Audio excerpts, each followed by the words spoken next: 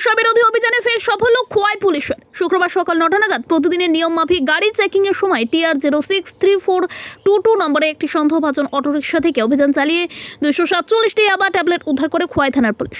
সাথে গ্রেপ্তার গাড়ি চালক রূপন দেব, বয়স 26, তার বাড়ি খোয়াই আশারামবাড়ি এলাকায়।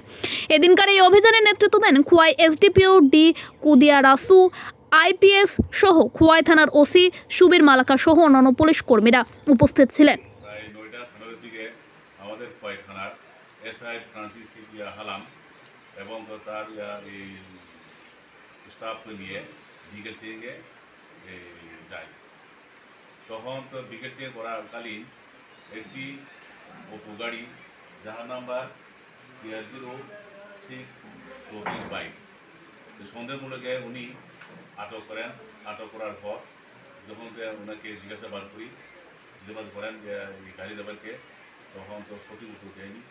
এরপরে চেক করার পরে সন্দেহমূলকে এখানে আমরা কন্ট্রাব্যান্ড আইটেম, যদি আমরা ইয়াবা ট্যাবলেট বলি, যদি দেখতে পাই। এরপর সাথে সাথে আমাদের SDO সাহেব বা SDO সাহেবকে ইনফরমেশন করি এবং SDO সাহেবের আদেশে আমাদের খোয়াই DCM মানে এক্সিকিউটিভ ম্যাজিস্ট্রেটকে আমরা সঙ্গে সঙ্গে ইনফর্ম করার পর ওনারা স্পটে আসেন।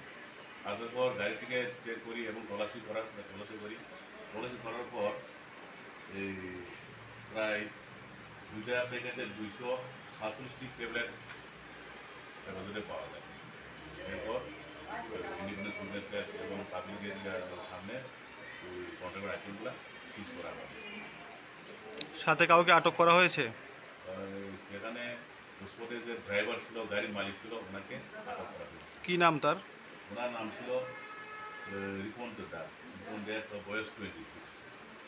ঠিক আছে।